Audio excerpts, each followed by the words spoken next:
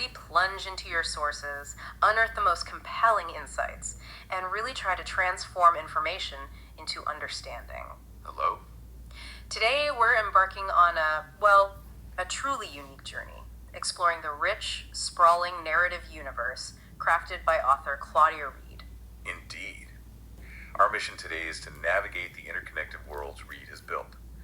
We're focusing specifically on the epic saga laid out in Operation Aquasol, Rise of Yael. Right. And we're not just, summarizing, we're untangling these profound prophecies, meeting some extraordinary characters, and uncovering this high-stakes battle, really, for the fate of the multiverse, and trying to reveal the deeper meaning behind it all. Get ready for some surprising facts, maybe some mind-bending revelations, and a story that feels, both ancient and profoundly futuristic. We're going to give you a kind of shortcut to understanding this fascinating tale, revealing why these characters are so pivotal, what their journey truly means, and maybe even how its themes might echo in your own life. Let's dive in. Okay, so let's unpack the vision behind this universe first.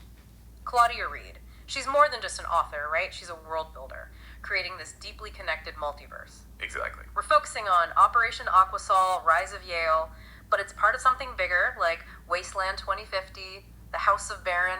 It all connects. And what's truly fascinating here is how she isn't just writing books. She's cultivating this whole interactive ecosystem around them. It's quite modern, actually. How so? Well, Claudia Reid is incredibly active. She engages with her audience on platforms like YouTube. She has channels like Claudia Reid Writes and Claudia Reid Reactions. Oh, interesting. Yeah, and she's also on Substack, Instagram, even has a Buzzsprouts podcast. She discusses her work, the lore. It's not just a story you read in isolation. It's like a living, breathing world you can immerse yourself in. Yeah. Get extra layers of insight straight from the creator. Right, a whole community almost.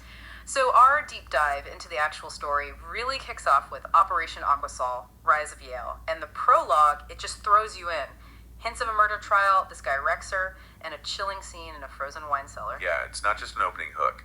It immediately sets this tone of mystery, past trauma, and impending drama that really defines the protagonist right from the start. So who is Rexer Yarden? That's the big question the prologue leaves you with. Well, he's introduced as this 50-year-old ex-Marine, wrongly imprisoned apparently, right. And ultimately we find out he's seen as God's chosen protector. Okay. His story starts in 2050 in a place called the Glass Box. It's deep within the Atlantic Base's Operation Aquasol facility. And get this, he's naked, sedated, held in this 5-ply thick, translucent box. Yeah. Designed to contain, extreme forces. 5-ply, wow, so it's not just prison.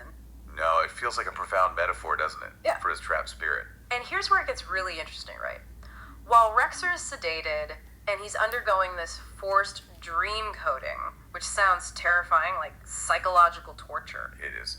These white-coated figures in the sleep room are trying to forcibly implant thoughts, distort his reality. But crucially, he's not alone. Ah, okay. There's Kola Kowalski. He's a 65-year-old legendary warrior, a spiritual leader, and he's secretly rewired the mic systems. No way. Yeah. For 2 years, he's been slipping messages to Rexer, whispering things like, "You're not theirs. You're a man, and Yahweh hasn't forgotten you." Yahweh. That's the divine force in this story. That's the one, presented as the divine force guiding these chosen people. And this subtle resistance from Kola, it slowly starts to awaken Rexer's true will. So the dreams are key then? Absolute crucial to his awakening.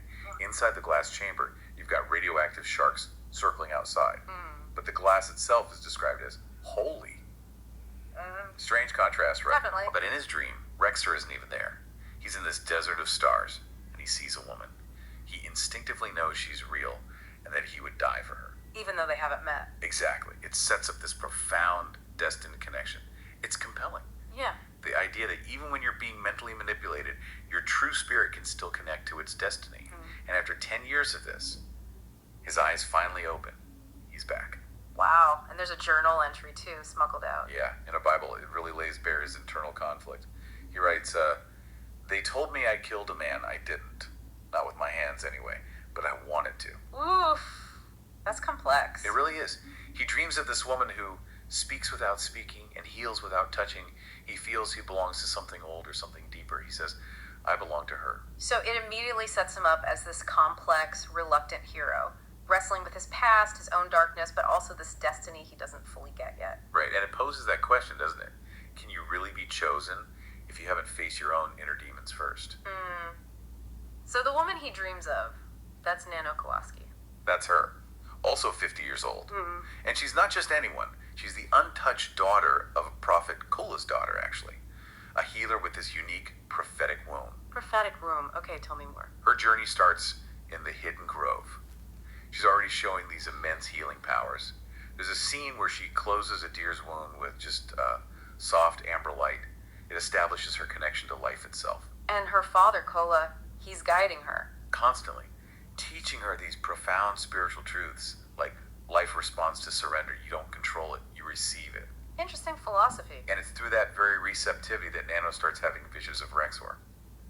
In the glass box, she sees him floating beneath the ocean, this large presence that's too still. She even hears Kola whispering to him. So they're linked spiritually even before they meet. Exactly. A connection built on shared destiny, spiritual resonance. It's powerful stuff. But she has her own struggles, too. Oh, definitely. She feels this heat inside me, this desire, despite her untouched nature. And she struggles with it until this internal divine voice speaks to her. What does it say? It offers this kind of radical redefinition of sacred sexuality. It reassures her. Desire is not sin, not when it's holy, not when it's chosen. Wow. Okay. And her dream culminates with Rexor's eyes opening in the box, this spark passed between them. And she whispers, "You're mine and I'm yours." The connection is undeniable, preordained. So Rexor wakes up. Then what? Escape. A truly dramatic escape, really cinematic. 7 hours after his eyes open, he just punches through the 5-ply whale-proof glass, shatters his confinement. Showing his power. Absolutely. Sets off alarms, floods the facility. Meanwhile, Kola, who's been waiting, triggers a counter signal from an abandoned submarine relay station. Tells his warriors he's free. Time to bring our brother home. It's that moment of breaking chains, physical and metaphorical. And this is where we meet the resistance team properly. Exactly. The core team takes shape. You've got Zion Ray, this quiet prophet warrior. Talia Ver, a cyber-enhanced sniper. Grid Chen, he's an autistic savant, a brilliant implant hacker. He's actually the one who created the stealth signal for Rexor's escape. Ah, Grid. Got it. And Logan Rex, ex-Special Forces, built like a tank. They're not just fighters, they're this collective will against the system, bringing all these diverse skills together. Okay, so Rexor's out, he meets the team, and then he meets Nano. Yes. Huh? And that is a truly pivotal moment. Their first union in Sanctuary Fire. It's described not as, just a meeting, but as chosen intimacy. Divine, sacred, and blistering. Blistering intense. Very. Nano, who's never been touched, she undresses Rexor, studies his scars, and then in this powerful reversal, he kneels before her. He whispers, "You are not mine to consume. You are mine to cover." That's quite a line. It reframes everything. It completely reframes intimacy, power, connection. It's presented as a radical redefinition of sacred sexuality. And it has immediate consequences, right? This isn't just symbolic. Not at all. It's a joining of prophecy and purpose. Yeah. As he enters her, a light literally flickers from her belly. It's Yawa marking the moment of conception, the beginning of Yael, Yael, a child. the unborn baby boy, already gifted, telepathic, divinely connected. The very next morning, he speaks to Nano from the womb. From the womb. Seriously? Seriously. He says, "Tell him I saw him in the water. Tell him I chose you both."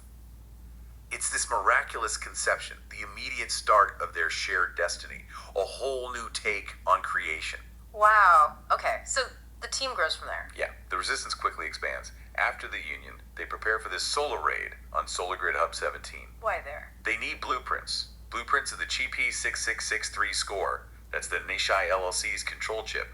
This shadowy corporation uses it to manipulate minds, control society. Ah, the big bad tech. Pretty much. And Anno, she's now cloaked in dark cloth and courage, fighting alongside Rexor. She watches him and thinks, "You're not a man. You're the reckoning." You see the team starting to win, the family deepening. But the raid brings a complication. A huge one. Another critical character and a major twist. Mally. Turns out she's Rexor's ex-lover. And a former prison warden. Okay. And she reveals she's the mother of his secret daughter, Era, 7 years old. Rexor has a daughter. He didn't know. Apparently not. And Era is being held captive by the main villain, Byron Troff, the remade trillionaire, mystery of evil incarnate, in his citadel. So the stakes just got personal. Very Like, personal. Hugely. And this deepens the prophecy, too.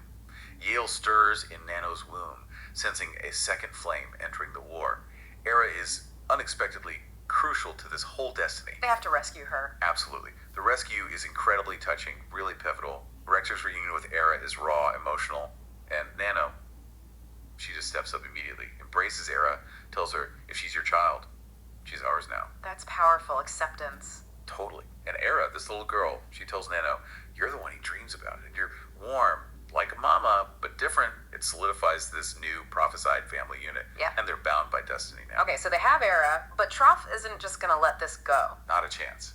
His tactics intensify. He introduces clones. Clones, of course. Right. And Era, who's already showing her own gifts, has this vision. She warns Rexor, a clone of you walks. It seeks the womb. It will try to claim what is not his, to poison what is sacred. Chilling, aiming for Nano and Yael. Correctly. It leads to this dramatic confrontation where they have to figure out which Rexor is real. The warning comes. The one who bleeds is real. The clone, when struck, is full of wires and dark fluid, not blood. Ugh, okay. And there's betrayal mixed in, too. Yeah, it gets complex. Cola's deceased wife, Helen, appears in a dream vision. She warns Cola, one of the 4 young warriors is not who they say they are, hiding their bloodline, their orders, their loyalty. So one of the team, Zion, Talia, Griff, or Logan. Suspicion initially falls, maybe misdirected, onto Talia during a raid. But Yael, speaking through Nano even before he's born, clarifies. She is not the betrayer. The real one has not awakened yet. Leaving you hanging. Who could it be? Exactly. Keeps you on edge. And it shows Yael's abilities developing even then. But the biggest event must be the birth itself. Oh, without a doubt. The birth of Yael. It happens during this storm that literally split time. The sky tears open, revealing pure white on the other side. Divine music pours out, making hardened warriors fall to their knees. Seriously, the sky opens. That's how it's described. A single beam of golden light shoots skyward as Yael is born. He doesn't cry for long, he just stares into his father's soul and speaks. Immediately. What does he say? Don't put me down. A baby says, don't put me down. Right after being born. It signifies this isn't just a birth, it's the birth. A profound cosmic event. The arrival of this truly divine child. A cosmic shift. How does Troff react to that? Pure fury. He hears the divine music, screams, no, no, no, no, no. He immediately deploys the Purge, sends armed clones everywhere. The Purge? To wipe out resistance sanctuaries and, crucially, bring him the child. The stakes are insanely high now. The conflict becomes a direct battle for Yael, the embodiment of hope. And Yael is already showing power. Even as a newborn. There's a moment where Logan, one of the warriors, seems possessed. Voices command him, kill the father, kill the flame. But Yael, just a day old, intervenes. Ah. He tells Logan, don't forget your real name. And just like that, Byron Troff's influence over Logan is severed. It shows Yael's proactive divine power, his immediate impact. He's not passive. Okay, so the purge begins. What happens? It's swift. Byron's clones attack the main sanctuary. 6 of them described as like machines in flesh. And in a truly horrifying moment, one clone looks exactly like Cola. Scar, beard, everything. Oh, that's disturbing. Using his image against them. Deeply unsettling. Shows the enemy's insidious reach, weaponizing personal connections. And Era. Tragically, in the chaos, Area is snatched by a clone. Vanishes into something called a shimmer field. Some kind of energy distortion Troff uses for abduction. Oh no, they lose her. They do. Yael lets out this sharp, glowing wail that briefly halts the clones, but it's too late. Era's gone. It's a massive loss, emphasizing the cost of this war. Cola sees the clone of himself and is just deeply shaken. Vows vengeance. So Rexer needs to step up even more. There's this Fireblood passage. Yes, a profound spiritual test for Rexer. Under the sea, Yael's voice guides him again. Only truth can survive fire. Walk naked body, heart, and past. So he has to face his past. Literally. Literally strips down, faces these intense visions. Mally, his ex, Brigitte, who is the Brigadier's wife from the other book, Wasteland 2050, connecting the stories and bloodlines.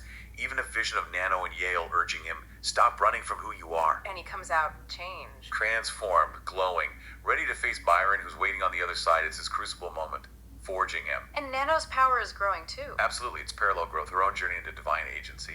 In Nano's last stand, she confronts a clone identical to herself. A clone Nano. Yes.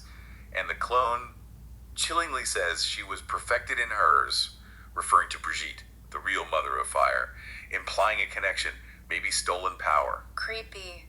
How does Nano beat it? Yael's voice guides her from within. She awakens Yael's power, and he essentially ignites and burns the clone from the inside out, protecting his mother. It shows Nano's own developing power beyond just healing.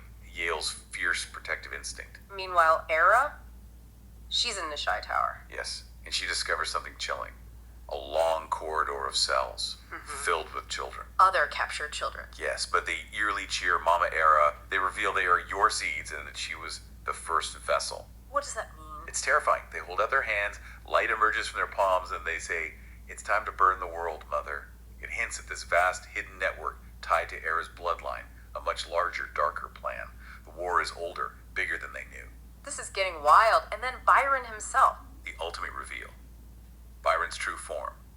He's not just a man, not just remade.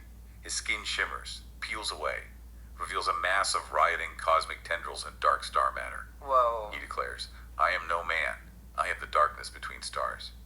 So the battle isn't just against a villain, it's against this cosmic entity of pure evil. Multiversal stakes. Redefines the enemy completely. Okay, so we head into the epic finale, the final strike. Final desperate strike. Yes. Across Nishai Tower, the surrounding complexes, chaos, flames, cracking concrete, and Nano. Fierce, glowing, she secures baby Yael in a knapsack.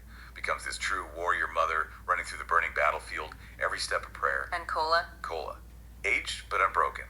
His final honor. He grabs Byron's own sword, charges in, meets Byron's deadly strike. Their blades clash. Cola knows this is it, his time to come home. He sacrifices himself. He pierces Byron's defense, but pays the ultimate price. With his last breath, he grabs Rexer's arm, makes him promise protect Nano, Yael, the children, and tell Helen, his wife, our daughter is beautiful, and our grandson, the peace and power of all worlds. Wow, what a moment. Profound sacrifice, cementing his legacy. So it comes down to Rexer and Byron. The fierce duel of fire and iron. Amidst the ruins, Byron's cosmic power surges, almost overwhelming Rexer, but then miraculous intervention. Ew. Baby Yael's cry pierces the air. A radiant beam bursts from him, strikes Byron's eyes and ears, shatters his senses, his vision. Blood pours from him. The ultimate divine assist when needed most. So Rexer can finish it. With Byron incapacitated by Yael, Rexer charges, drives his blade through Byron's heart. Byron's body shimmers, turns to ash, carried away on the wind. And Cola, what happens to his body? This reinforces the spiritual themes. A radiant light descended from the clouds, and Yahoo, his hand, gently lifted Cola's lifeless body, cradling him like a sacred flame. He ascends, disappears into the heavens, no body left behind. A testament to his sacrifice, the divine favor. The battle's over. It's over. Rexer kneels beside Nano and Yael. Yael reaches out his tiny hand to his father, whispers, "Father, the sky is clear." And the narrator states, while the war was won, the journey of peace was just beginning. A powerful end, but also a new dawn. So what does this all mean for you, listening? We've journeyed through this truly epic saga, high-stakes battles, profound love, undeniable divine intervention. You've seen characters like Rexer and Nano fighting not just this external cosmic enemy, but wrestling with their own destinies, their own deep internal struggles, discovering who they're truly meant to be. Yeah, and this deep dive really shows how a narrative can weave together these complex prophecies, intimate character journeys, and grand cosmic warfare. It raises, I think, an important question for you. How do you define chosen in your own life? You know, what kind of inner strength or maybe even divine intervention might be waiting for you when you face your own battles, big or small, physical or spiritual? Maybe being chosen isn't about being perfect, but about bravely facing your own darkness, like Rexer did, and accepting a path that feels both ancient and deeply personal. That's a great point. As we close this deep dive, consider this provocative thought. In a world like this one, where even love and desire are forces of prophecy and destiny, where a single touch or a whispered dream can unleash untold power, what seemingly ordinary connections in your own life might actually be part of a much larger unseen design, guiding you towards a destiny